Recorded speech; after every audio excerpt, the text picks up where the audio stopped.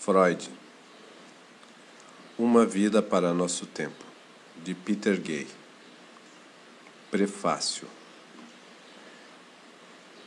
Em abril de 1885, numa carta muito citada, Sigmund Freud anuncia à sua noiva que havia, abre aspas, quase completado um empreendimento que algumas pessoas, ainda não nascidas, mas destinadas ao infortúnio, vão sentir seriamente. Fecha aspas. Ele estava se referindo aos seus biógrafos, abre aspas.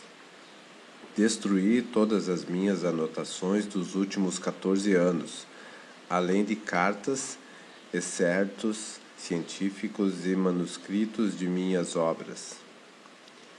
Entre as cartas foram poupadas apenas as familiares. Fecha aspas. Com tudo o que rabiscara amontoando-se sobre ele, Freud sentia-se como uma esfinge afundando-se em areias movediças. E somente o nariz, escreveu ele, destacava-se dos montes de papéis. Foi impiedoso com os que escreveriam sua vida. Abre aspas. Que os biógrafos penem e labutem. Não vamos facilitar demais para eles. Fecha aspas. Já estava antevendo o quanto se equivocariam a seu respeito. Ao pesquisar e escrever este livro, muitas vezes visualizei a cena. Freud, a esfinge, libertando-se de montanhas de papéis que teriam auxiliado incalculavelmente o biógrafo. Em anos posteriores, Freud tornou a repetir mais de uma vez esse gesto destrutivo. E na primavera de 1938, ao se preparar para deixar a Áustria e seguir para a Inglaterra, desfez-se de materiais que uma vigilante, Anna Freud, instigada pela princesa Marie Bonaparte, resgatou do cesto de lixo. Freud encontrou ainda outras maneiras de desencorajar seus futuros biógrafos. Realmente, algum dos comentários de Freud sobre a elaboração de biografias deve fazer hesitar qualquer um que escreva a vida dele, os biógrafos. Observou em 1910 em seu artigo sobre Leonardo da Vinci, abre aspas, fixam-se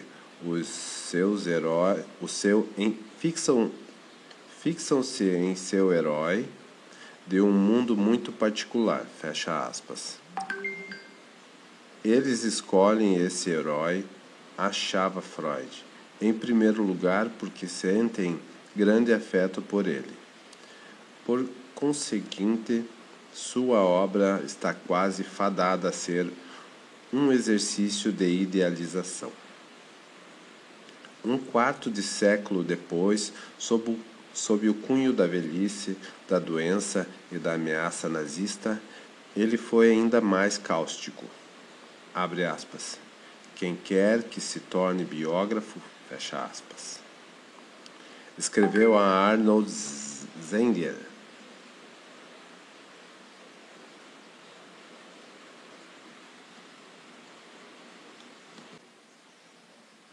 Que havia se proposto a escrever a vida de Freud. Abre aspas. Entrega-se a mentiras e ocultamentos, à hipocrisia e embelezamento e mesmo à dissimulação da sua própria falta de compreensão, pois não se alcança a verdade biográfica e mesmo que alguém a alcançasse não poderia usá-la. Fecha aspas. Em suma, Freud tinha pouca fé no empreendimento biográfico. No entanto, ao explorar regiões desconhecidas da mente, Freud dispôs-se a servir de cobaia para si mesmo. Sua metáfora da esfinge é expressiva, mas geralmente ele se via antes como seu computador, como seu conquistador.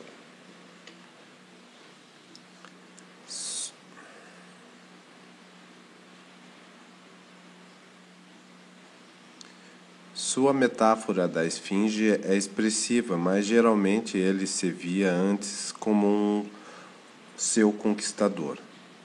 Édipo, o herói que foi o único a vencer essa misteriosa e fatal criatura, ao responder à sua pergunta.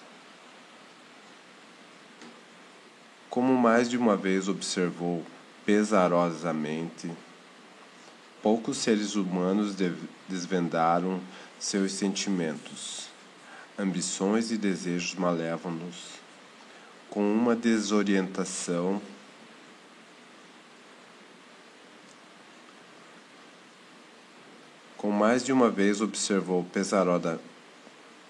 mais de uma vez observou pesarosamente, poucos seres humanos desvendaram seus sentimentos.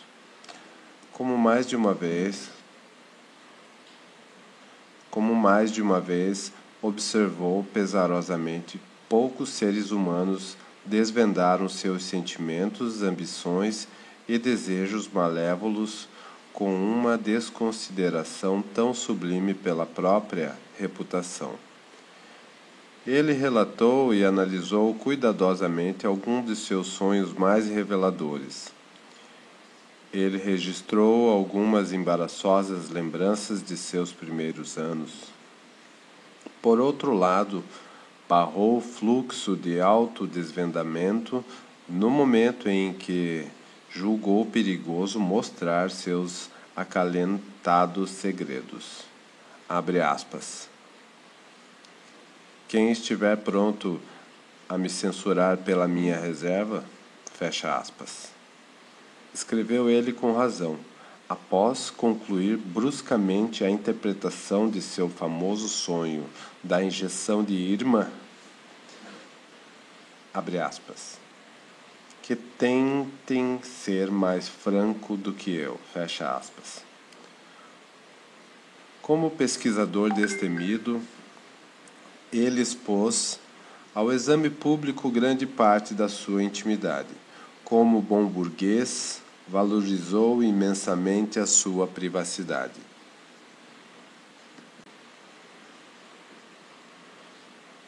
Freud deixou instigantes insinuações autobiográficas de que os estudiosos de sua vida apossaram-se com compreensível entusiasmo acrítico. Ao escrever ao amigo Wilhelm Fliess, em 1900, ele disse de si mesmo, abre aspas, não sou absolutamente um cientista, um observador, um experimentador, um pensador.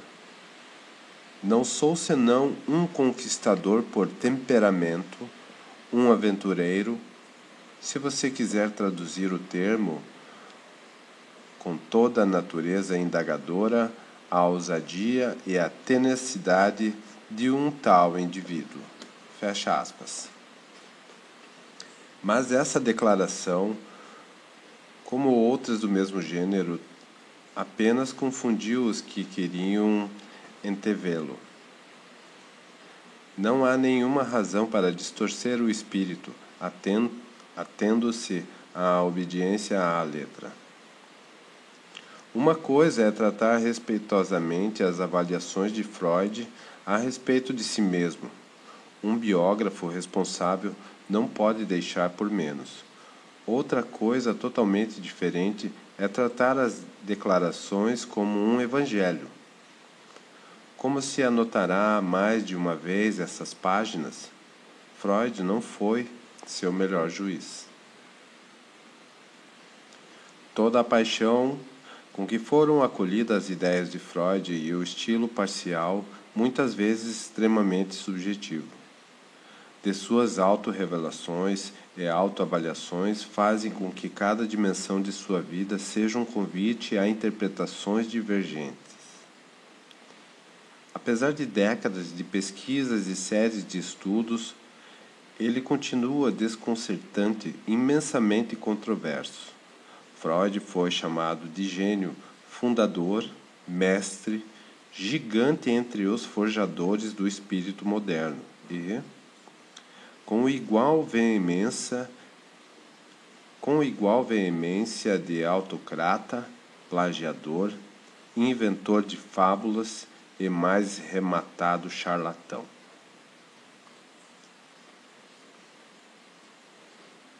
A cada adorador que o saudou como um Colombo, correspondeu um detrator que o ridicularizou como um Cagliostro.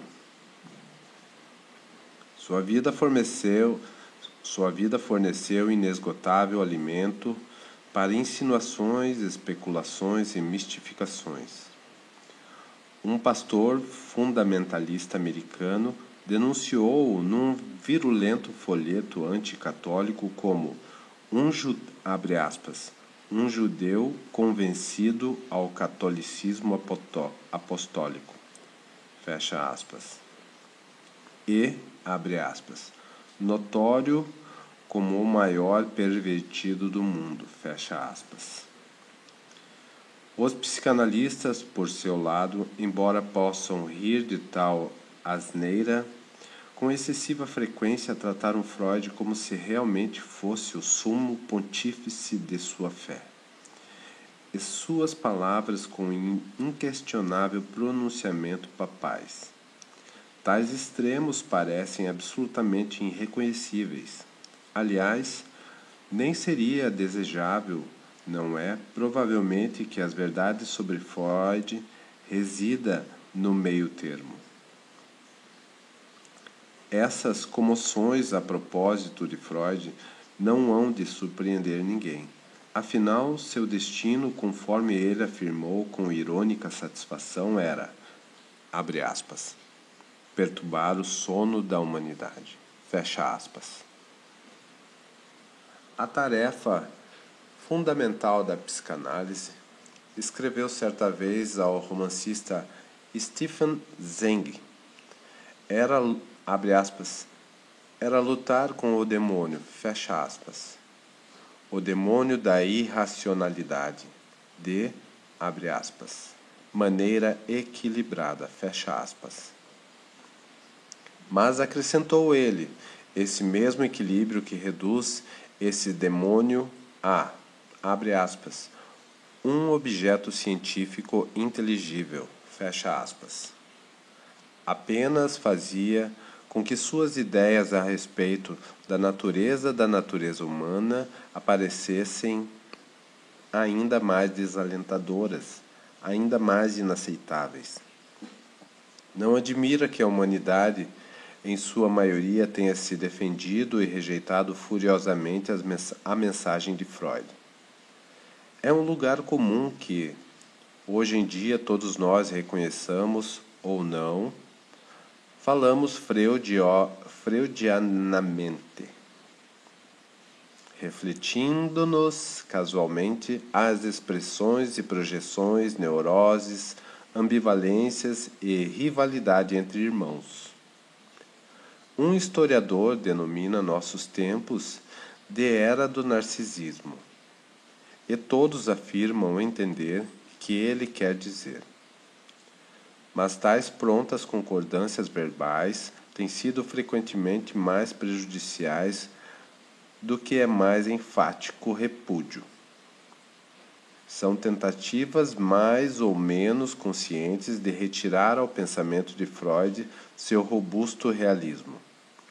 Freud disse mais de uma vez que podia lidar com seus inimigos, e que o inquietava eram seus amigos. As calorosas disputas sobre o caráter de Freud revelaram-se ainda mais virulenta do que as discussões sobre as suas teorias. O próprio Freud contribuiu para a atmosfera em que florescessem os boatos. Ao formular aforismos memoráveis mais enganosos, ou ao deixar intocadas avaliações incorretas de sua obra. é um paradoxo. A criação de Freud, a psicanálise, afinal está comprometida com a mais impiedosa investigação. Ela se apresenta como um nêmesis de ocultamento da hipocrisia dos subterfúgios polidos da sociedade burguesa. Com efeito, Freud sentia considerável orgulho, escreveu Sándor Ferenczi em 1910, abre aspas, é para mim o objetivo absoluto da ciência, fecha aspas.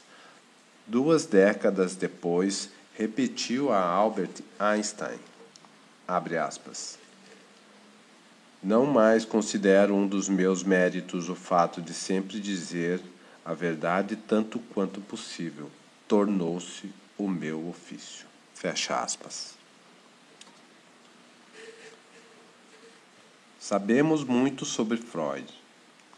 Ele manteve uma vasta correspondência que examinei quase toda, tanto em seu aspecto formal como em seu aspecto íntimo. Ela revela muitas verdades importantes sobre ele.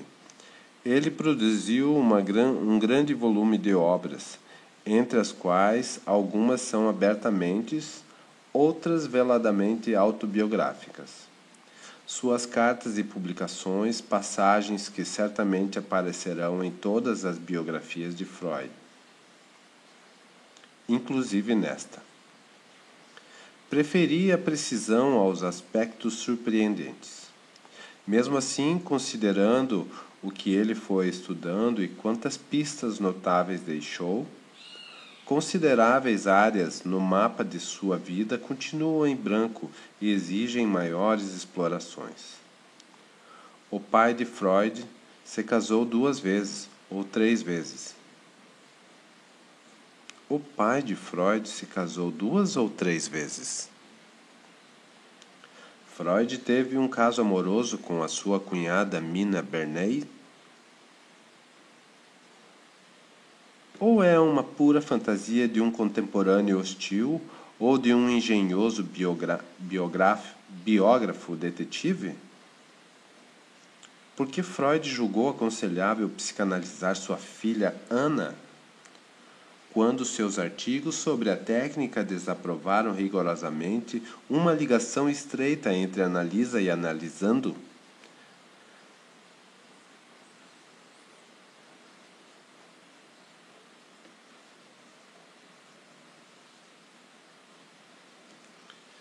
Quando seus artigos sobre a técnica desaprovam rigorosamente uma ligação estreita entre analista e analisando, Freud plagiou e, a seguir, justificou seus empréstimos ilícitos legando uma memória fraca? Ou devem-se tal acusações a uma compreensão bem-intencionada, porém errônea dos seus procedimentos? Ou talvez a calúnia malévola contra um pesquisador consciencioso? Freud era viciado em cocaína e elaborou suas teorias psicanalistas sob a sua influência? Ou seu emprego da cocaína foi moderado e, ao final, inócuo? Há ainda outras questões. Freud era positivista científico, que declarava ser, ou, pelo contrário, suas maiores dívidas eram relativas a nebulosas especulações dos românticos ou ao misticismo judaico? Estava tão isolado na instituição médica da sua época, quando gostava de se queixar? Sua aversão à Viena, tantas vezes declarada, era realmente uma posse fingida e de fato sua característica mais vienense? Ou seria autêntica? É verdade que sua promoção acadêmica foi retardada por ser judeu? Ou será uma lenda criada por aquele tipo de colecionador de injustiça excessivamente sensível que declara ver antissemismo por toda parte? O abandono da chamada teoria da sedução em 1897 foi um exemplo de admirável coragem científica? Um ato de piedade filial ou uma retirada covarde frente a uma generalização que o tornou impopular junto aos seus colegas? Até onde ia o que ele chamou de sentimentos homossexuais? Por Whitney Flies, seu amigo íntimo dos anos 1890? Era ele o chefe autonomeado de um sólido e submisso clã de discípulos?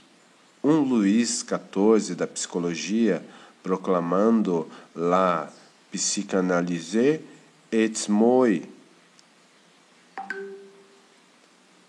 Ou um guia genial, ainda que por muitas vezes severo para as leis ocultas da mente, que reconhecia de bom grado as contribuições de colegas e predecessores?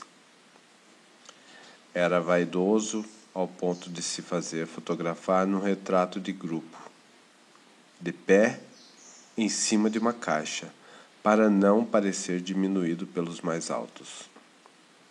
Ou será, talvez, a fantasia de um biógrafo que busca um material para descrédito de Freud? Tais controvérsias biográficas, embora em si absorventes, têm um interesse mais que biográfico.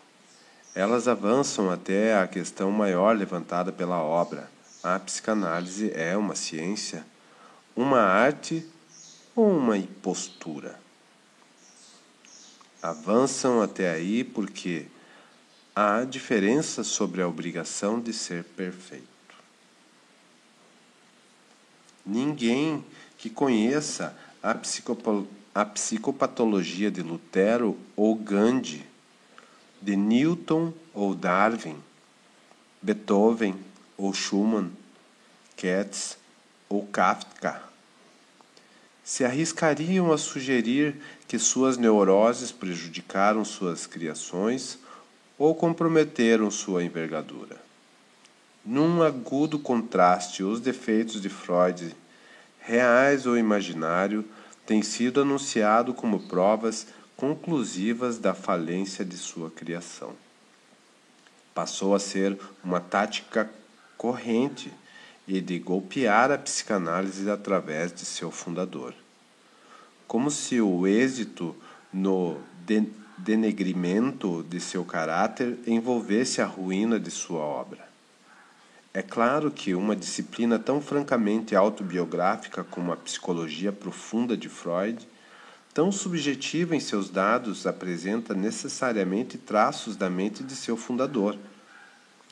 Mas certamente a vitalidade das proposições psicanalíticas não depende do que possamos desvendar sobre seu formulador. É fácil imaginar um Freud perfeito, cavalheiro, divulgando uma psicologia fundamentalmente falha, ou um Freud crivado de defeitos e mesmo vícios, como o psicólogo mais significativo da história? Evidentemente, não há por que Freud devesse estar imune ao exame psicanalítico, ou porque seus textos e lembranças acuradas ou distorcidas não devessem ser usados como informações biográficas. Parece simplesmente justo. Freud, afinal, visava uma psicologia geral que explicasse não só alguns contemporâneos neuróticos, mas todos os seres humanos de todos os lugares, inclusive ele próprio. Na verdade, Freud indicou pessoalmente o caminho. Abre aspas. Não deveria ser uma questão indiferentemente ou relevante. Não deveria ser uma questão indiferente ou irrelevante. Escreveu num artigo sobre Gautier. Abre aspas. Quais detalhes da vida de uma criança tenham escapado à amnésia geral? Fecha aspas. Da mesma forma, o comportamento adulto também convida a esse tipo de profunda atenção. Abre aspas. Quem tem os olhos para ver e ouvidos para ouvir. Fecha aspas. Escreveu ele numa passagem famosa. Abre aspas. Convence-se de que os mortais não conseguem guardar segredos. Se os lábios estão mudos, eles tagarelam com a ponta dos dedos. A traição força seu caminho para todos os poros. Fecha aspas. Freud apresentou uma reflexão no caso clínico de Dora, mas aplica-se tanto a ele como a seus analisandos. No decorrer de uma longa e ímpar carreira como arqueólogo de seus analisandos,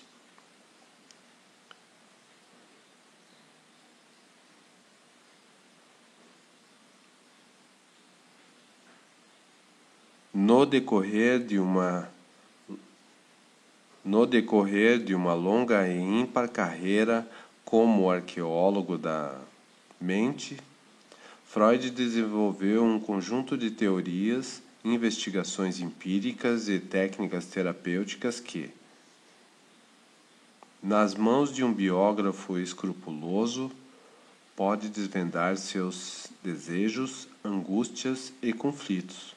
Um repertório considerável de motivos que se mantiveram inconscientes, mas ajudaram a modelar sua vida. Por isso, não hesitei em empregar suas descobertas e, na medida do possível, seus métodos para explorar a história de sua própria vida. Mas não permiti que eles monopolizassem minha atenção.